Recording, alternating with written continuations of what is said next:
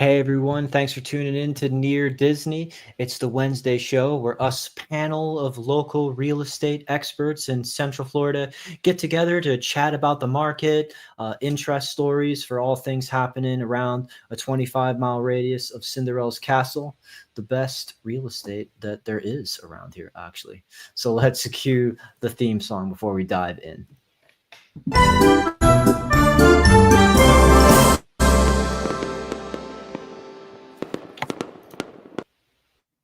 All right. Well, I see people are already joining in the stream. Thanks for catching us live. Of course, this is recorded, so you can always go back and watch later.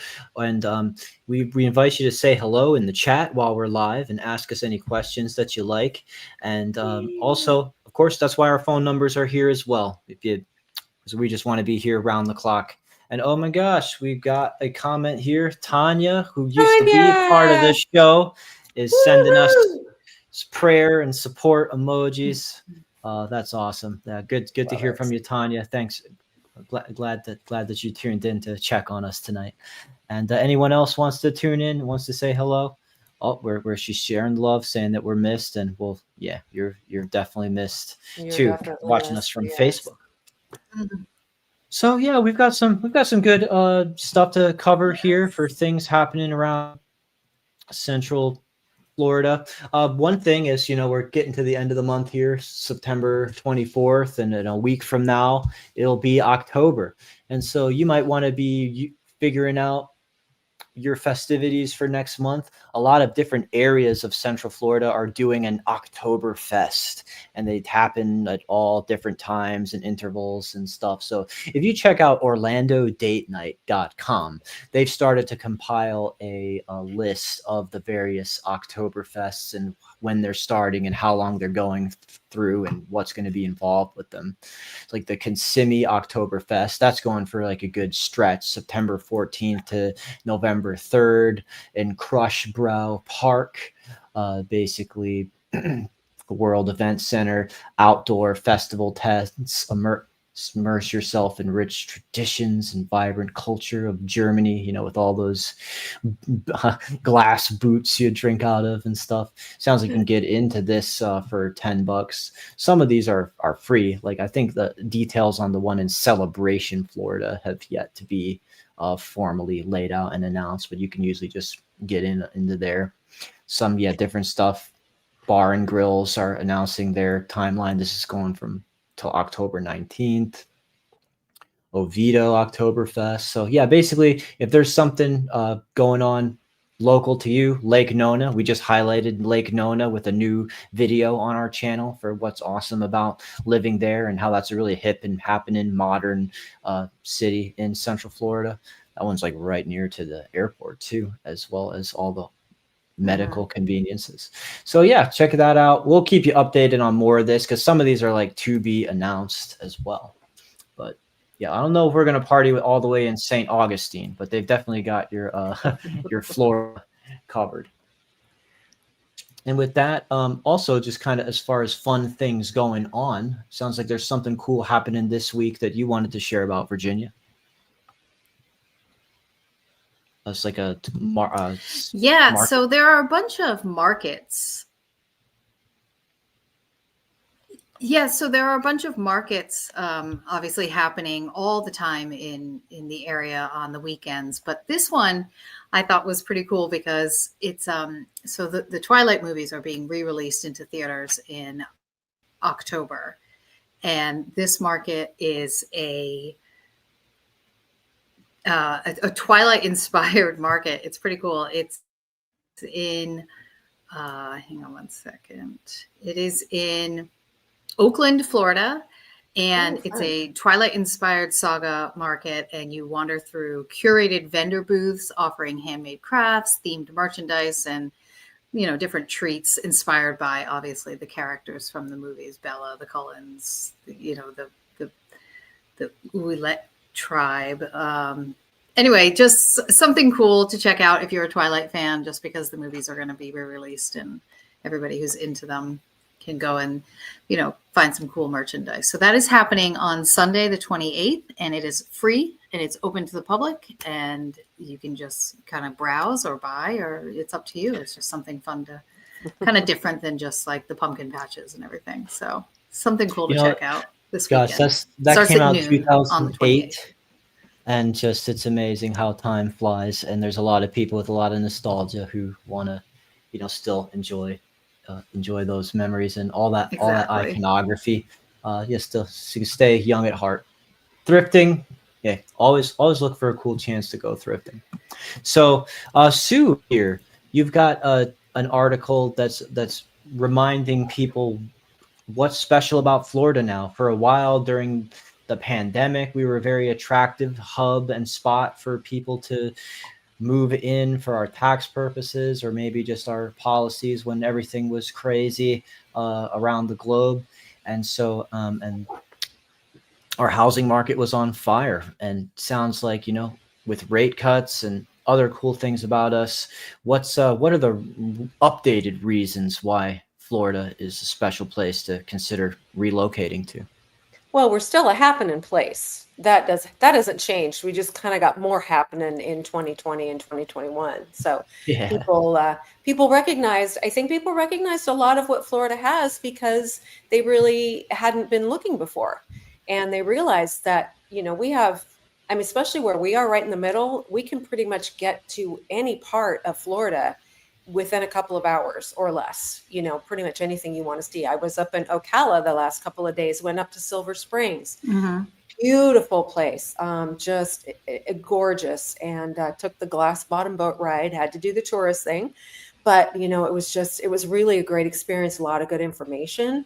But this article, I really liked it because it was very succinct and gave a lot of good information. So, like I said, we're in Central Florida. So a lot of these beaches, which is what they list as the number one reason to come to Florida, is because our beaches are top rated. But right now where we are, you can get to either coast in less than an hour and a half. And it makes a great day trip, or it makes a great, Mm-hmm. Go spend one night and, don't get too sunburned, because then, you're going to want to leave and come home before you should. And there's just a lot to be seen on the beaches, and they all have great, coastlines of shopping and restaurants and all kinds of fun stuff. So we don't have any state income tax. I think Elijah just mentioned that. And that's a big deal. We're one of the few states that doesn't have state income tax. And so that, you save on a lot of things. You'd be surprised how many things you save on without that without that income, the state income tax. Save on your IRS bill and what you don't have to put back out to the government. It's always good to keep more of your money, right? And of course, great year-round weather. We have the average year-round temperature here is 72 degrees in South Florida, during the day, and 67 in North Florida. Ooh. So I know it's only a 5-degree difference. So just also keep that in mind when you're looking at different areas. But, we're right here in the middle. We have a steady temperature. We do get a little warm in the summer, but air conditioning is a wonderful thing, and then you are ready to get back out in it as soon as it's more comfortable to be outside. Right now is a really great time for us to be outside. It's been really nice, especially in the afternoons and evenings. Today was definitely pool weather, I would say. Yeah, it was. The sun was just right sunny. Right. You could have gone tanning at 4:30, and Yes, you could have. I you'd have actually really went for a caught some walk rays. at 4 o'clock. It was very cool. So our medium price range right now is the average is about 378,000, where the average home price in America is just 364. So we're still very reasonably priced, because you think about people coming from New York, New Jersey, California, a lot of Connecticut, a lot of more expensive Washington State, expensive states that are 39%, 55%, 110% above the nation's average. So you are definitely going to save on your house bill here. That is for Where'd sure. some of the original American colonies, and that they're kind of smaller states like Rhode Island and Mm-hmm. New Jersey and stuff. So it's kind of like they don't have as much new development and new construction and new communities being built out. Like we'd made a real big push on this channel a while back where we were just showcasing lots of new communities and new constructions, even in just Central Florida near Disney. Those places is just like what's built is what's built. And if you want anything new, you're gonna have to buy something old and then just tear it down and build something else there if you can, if it's not like a historical district or something. Right, exactly. And providing, and when you do that, it's always great if you can keep the foundation, but a lot of those homes, that's maybe not even going to be an option This anymore is great. because We things are do so have some different. new construction opportunities that are We do. affordable here. And June, I know one of our viewers here is speaking up for another understated advantage of Florida living here. Dune Buggy Jim says you can drive a dune buggy every day of the year. He He lives knows. up to his namesake, that's for sure. He brought his dune buggy all the way from Colorado when he moved here this earlier this year. So, and I know he's been driving it a lot of places. I love that. That's great. The other thing is we do have a very strong economy and employment market. I know employment is up here. There are all different kinds of genres for different labor markets, and of course, the amusement parks and hospitality. But there's still administration. There's technology. There's so many things to bring people here, and obviously. The amusement parks. But back to that was one thing I wanted to point out is Florida achieved in 2024, the calendar year, we had almost 143 million visitors. That's a lot of people. That's a lot of people to come here, and they're coming here for all those reasons that we just mentioned to you, even if they're just coming to take advantage of things like the beaches and all of the amusement parks, Walt Disney World parks, the off kind of parks, like off-brand parks like Gatorland. Legoland is not off-brand, but Fun Spot America, and then all of the SeaWorld parks at Discovery Cove, Volcano Bay, Aquatic Park. Those are, again, one of the million reasons. And if you live here, you can go whenever you want. You don't have to spend the whole day if you get yourself an annual pass. You can go and just spend as much time as you like. You don't feel like you're wasting your money. And then you can go home and take a nap or go home and have dinner, or it's great for kids. Some people make it a lifestyle. I mean, really, you can get an annual pass for the price of getting into Disney like 5 to 8 times. Exactly. And really, there are plenty of Disney adults or people who just Epcot in particular, like they'll just make a lifestyle of just after work we're just gonna go hang out at Epcot and see the show or walk the world where they have all the restaurants or catch some rides. So it's a cool lifestyle that doesn't have to just be an 8 a.m. to 7 p.m. to feel like you got your money's worth thing that just totally exhausts you. Like when you've got that pass, when you are local, get the discounted access, you can just kind of pop into these places and just enjoy them in little doses for just bite-sized memories over your life. Exactly. And Epcot is, you can't beat the fireworks over the lake. The fireworks are extremely, extremely off the chart. It does talk here about it's a great place to retire, but I think Virginia is going to be talking about that in a minute. So I'm going to skip over that. And like Elijah and Virginia were just saying, many festivals and outdoor events to attend. You've got the farmers markets like crazy, like Virginia was just mentioned, and horse shows, polo matches, craft shows, music concerts. So many places have outdoor music almost every day of the week, if not every day of the week. And then there's also, these day trips and a lot of things to explore. Like I was talking about, going up to Silver Springs, great place. You could really totally do a day trip there. Daytona International Speedway, the Space Center that's a 2-day trip. You really need 2 days for that one. That's not a day trip because there's so much to see there, so much information and history. So anyway, that was my 10 happy reasons to move to Florida. I like that it also mentioned our array of professional sports teams to come and root for when you're here.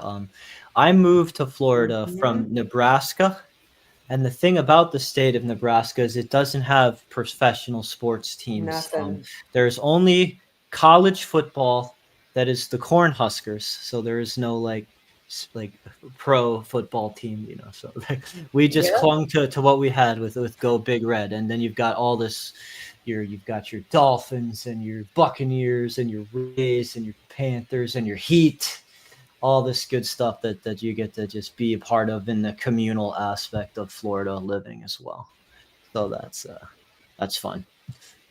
And yeah, speaking of the retirement stuff, I will let Virginia expound a little bit more on that with this article that she found, how we stand up there.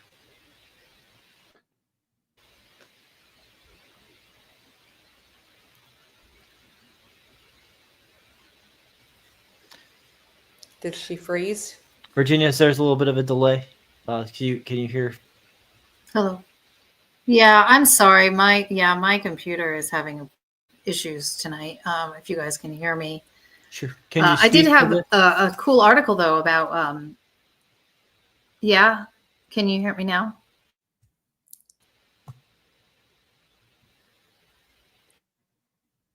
Oh, it's Hello. given problems. Yeah, we can hear you. Okay. Yeah, so we found this interesting thing, this article about, and there are definitely a lot of factors that come into play when deciding where to retire, such as weather or proximity to children or grandchildren, budget, social connections, or maybe even having the opportunity to work part-time. And a study was recently done of more than 180 US cities across 45 metrics of categories like affordability, activities, quality of life, and healthcare. And up being the number one city that was ranked. And it was, in addition to being what Sue was talking about, one of the most tax-friendly cities, it's the 9th cheapest city for homemaker services and the 20th for adult. So it also ranks high when it comes to healthcare facilities and just services for retirees. It also, Orlando, as we know, provides a plethora of recreational activities for retirees, ranking the 3rd best city for recreation overall. And it has a lot of, like we were just saying, a lot of music venues, fishing facilities, art galleries, adult volunteer opportunities. Overall, it ranked the best as far as retirees looking for a great place to live. And actually, Florida ranked in out of the top 7. It was the top 4, and the others were Miami, which was 4th, Tampa 5th, and Fort Lauderdale was 7th. So we're in the top for a lot of the cities in Florida. So a great place to retire. A lot of good reasons to retire here. So that's positive for people looking to move down to Florida or just relocate to Central Florida in general. So all Beautiful. positive. Yep. Thanks for sharing that. I mean, yeah, it just goes on and on for all the things that attract various age groups, but especially those golden years to just want to just spend it here. Let's see what else. I have kind of an interesting article here that's just about playing into how marketing your home or branding your home in the age of keywords and online outreach can kind of can come into play in how how you can make your home stand out. So fixer upper is kind of a key buzz term word for getting views and attention. Sometimes we know that home needs work, and if you are gonna try to underplay that in a crowded market, or you're trying to get a maximum price, that can be something that we can work with you to just kind of de-emphasize the areas of improvement or hyper emphasize the strengths, like maybe its location more than the potential upgrading needed for the home. But if you do want to kind of just get the home sold and have a certain, like I've been working with some people lately who they needed an expedited time frame for getting a deal done, and they didn't really have the luxury of allowing it to sit on the market even while the home needed work. It's saying that homes that are listed as fixer uppers receive 52% more page views per property than a comparable older affordable home, according to the data analysis by realtor.com. And they say a typical fixer upper has 3 beds, 2 baths, and maybe was built like in the 50s or 60s, and these homes could be like 1,600 square foot compared to like maybe newer single family homes that are around 2,000. So basically, people are interested in taking advantage of opportunities to go in and modernize and update. So they're saying that fixer uppers can have a median list tag of like 200K ish range, which is like 50% below the 430K medium range for other single family homes. Mm-hmm. When you do that fixer upper keyword, it's basically more than triple the search volume of 4 years ago. And personally, even as an agent right now, I'm getting a lot of text messages like that just say like, "Hey, got any fixer uppers?" Using that word. So I don't know if it's something that you want to help embrace to make your home stand out with its marketing, because sometimes even with the psychology of like, oh, I don't want to market it as needing work because that could devalue it in people's minds. But what could happen is a whole bunch of people could see the opportunity there, and all of a sudden you've got 5 people interested in a home that could use work, and then maybe you still have a multiple offer or bidding war situation, even if you're just like starting from a lower point, because people see that opportunity to fix up. So that's just something to just maybe consider in the large cavalcade of marketing tools that we have to figure out how to put the best foot forward for a home in that kind of condition. And so with that said, I'll throw it over to you, Sue, about this metro area article that you found in our private sector growth. Yeah, I found this webpage called Positively Osceola, and this article is from the end of June. So we're a couple of months ahead of that, but our unemployment rate is holding fairly steady. It's not going up anymore. It was held at 3.7, and Orlando, which includes Osceola County, Orange County, Seminole, and Lake counties, led the state in private sector growth in May of 2025, added almost 30,000 jobs over the year, and grew the labor force by 17,700 people. So that is just showing the economic momentum and growth that's happening in Central Florida. So I started to talk about this when I was speaking earlier, but the local job growth, and that's one thing I wanted to point out for people. We do talk a lot about retirement and people moving here, snowbirds, that kind of thing. But there's so many opportunities for young people, younger families. I mean, look at Elijah. He's young and single. He's living his best life as an agent, and Virginia's got wonderful kids and she's raising them. I mean, and I'm not retired, but I'm in that age bracket, and that's just shows you the three of us are very much reflecting different types of people that live here in Central Florida. Leisure and hospitality, of course, that's going to, have a lot of job opportunities. That's about 11,000. Professional and business services added 3,000 jobs. Government jobs, 2,900. Financial activities, job related financial type of employment, 1,800.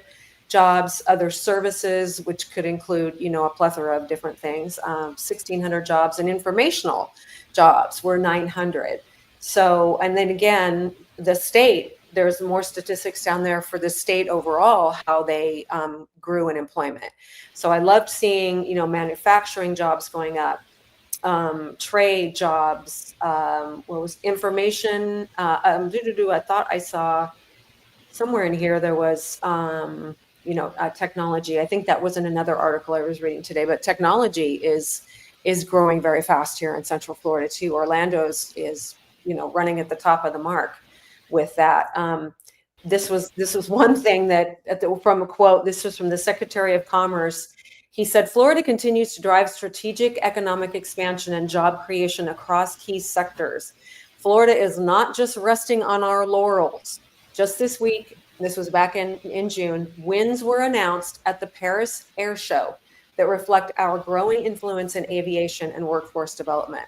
So, for Florida to be recognized at the Paris Air Show, I think that's pretty cool. So. Yeah, that's great. It's great to get a glimpse at our economy and our employment status in this state. And I see all these positive percentage numbers. So great to highlight that for us, Sue. Mm. And with that, I think that was the gist of everything that we planned to cover tonight. Welcome to everyone who commented. And of course, we are real realtors working here hard every day. We've got our phone numbers on the screen. If any of us resonated with you, we'd love to help you out. We all have different strengths and backgrounds, but we have a shared passion for connecting buyers and sellers and just, educating you about the market so you find that glass slipper fit of a home here straight from the Near Disney crew here. So if you like this content, we got multiple shows a week. You can hit the like button, subscribe. We're trying to get on the path to 10,000 subscribers. We've had a lot of channel growth in a short period of time, and we just want to keep that momentum. The more you engage with us with commenting and liking and subscribing, the more it pushes us out in the algorithm to reach more people all over. People call us from out of state and out of the country. It's really cool getting to know you guys are really watching and you're really out there. And with that, I think we'll throw it over to Kim Hawk, the Fairy Godmother Real Estate, to sign us out. Thanks, everybody. Good night. Good.